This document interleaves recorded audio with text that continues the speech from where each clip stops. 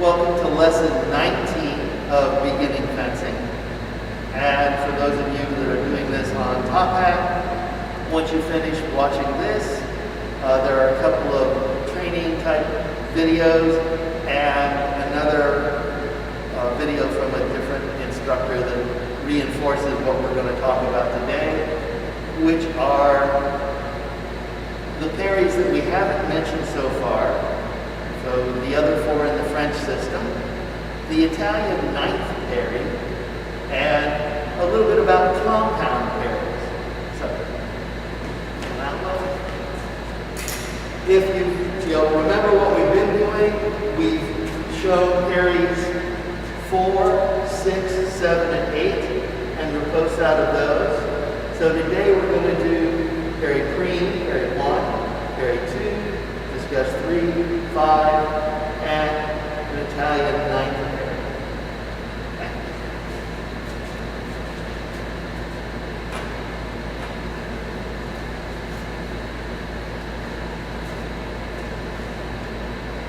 When we talked about parry cream, they have said, oh, it's basically the drawing the sword out of the scabbard parry.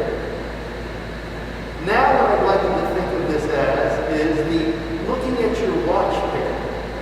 So you're going to be on guard, someone's going to attack you on your inside, you're going to drop your point and roll your hand and basically end up where you're looking at your watch. So I'll attack Will and let him execute parry cream. And he reverses. You can see he just sort of jabs right into my chest.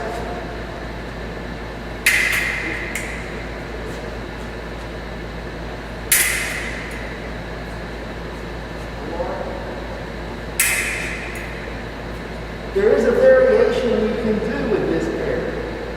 You can parry in cream, but then riposte with a bind. Remember that? So he parries, and now he's going to do that 180-degree roll, and he'll be this way.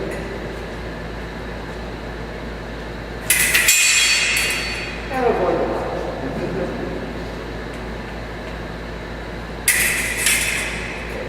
And one more.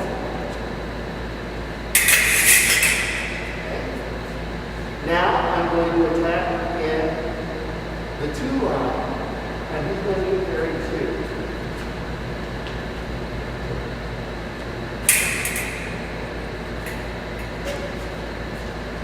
You can see he just turns his hand over and then sort of does almost a disengage and comes back up top and hits me. Okay? One more. You can be opposition out of that much.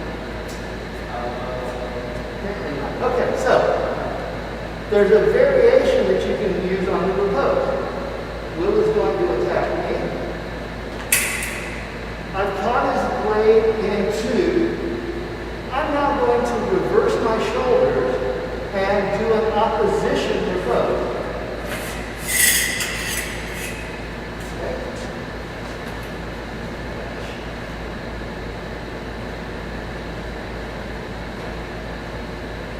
Okay, so, do it again. I carry 2. I reverse. I make sure my arm is out of the way. I just push the sword out of the way. Sorry, a little low.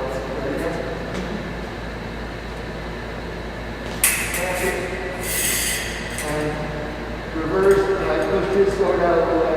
I hit it. Okay. Parry 3, very rarely seen in foil fencing anymore. It's the high line parry to the outside.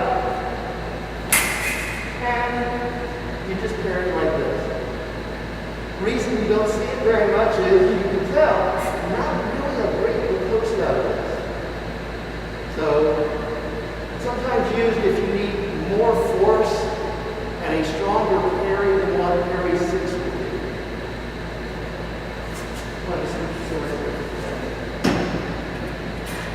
Or one of Will's competition swords.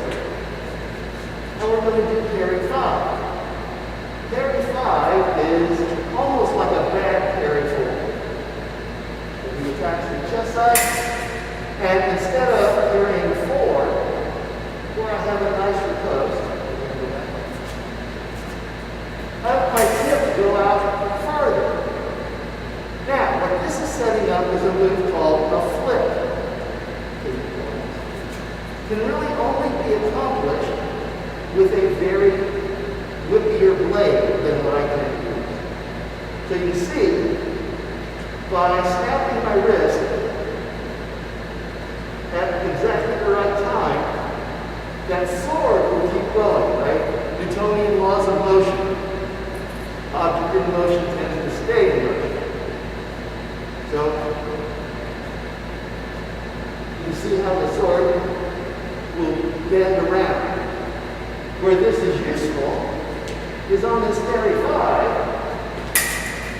I can now flip and hit him on the back even though I'm standing in front of him by letting the motion of the sword continue and hit him. A lot of people can do flips in other lines. In some ways, you can use it against somebody who has a good forward parry. If I attack and try to flip on this side and he parries forward, you can see he actually helps me.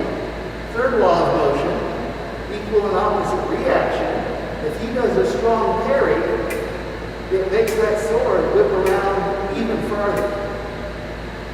And the guys who are really good at flips probably would be is advantageous to be the taller guy. Then I could be standing like right here, he would be standing in front of me, and he would hit me on the back. Probably going like right over my shoulder, over the top. And you will sometimes see, a sword bent. I don't want to break his weapon. But even more than this, it will be bent almost in a toe with you and hitting the guy in the back.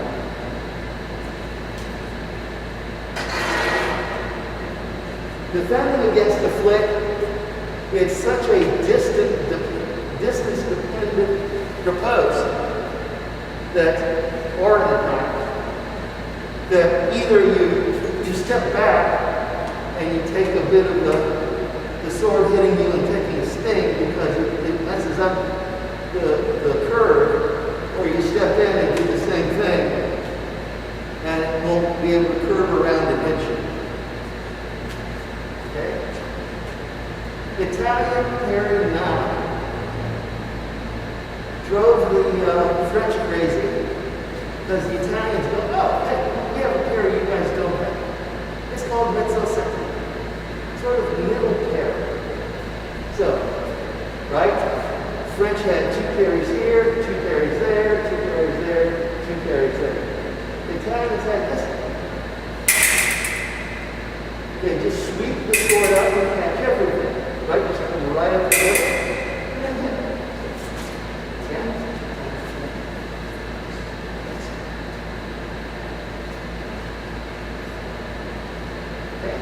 The attack just sweeps everything.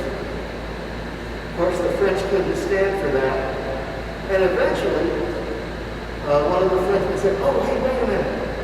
We have Parry 7. That's just sort of a high 7. And then, of course, they saved the national honor by saying, oh, that is haute 17, high 7. We have that parry. We just don't think it's a different parry. We just think it's a variation of this one. So they say their trial. Now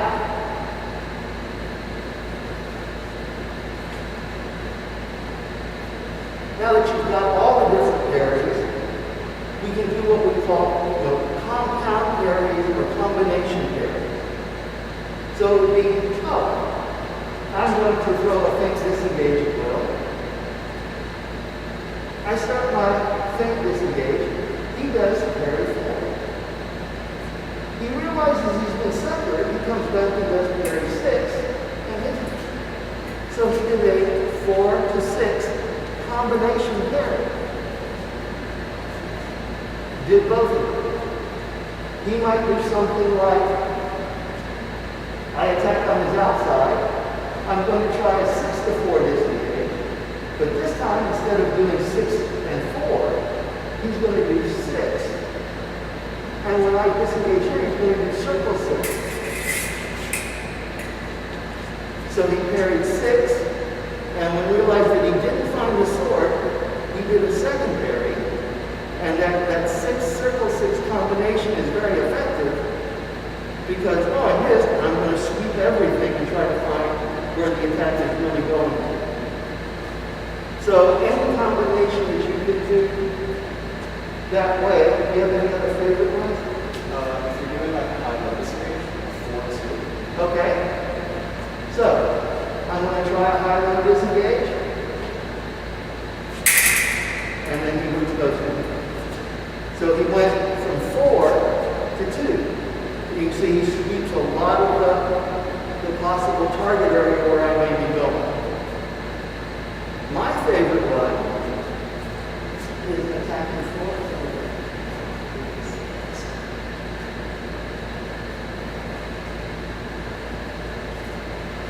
Is he's going to attack in 4, but I'm going to do circle 6. And now, instead of doing something else, I'm going to switch this into parry through and step forward and hit it.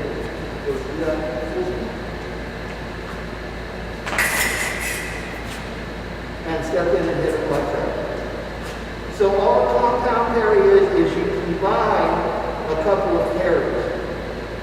You can either use it when you know your opponent likes to do fake attacks. So you show one, hopefully they're going to move someplace else and then try to catch it. Or you realize you've been suckered and you just avoided that. I was expecting to hear blade contact and I didn't. I better parry someplace else because he's going someplace else. And that's the lesson for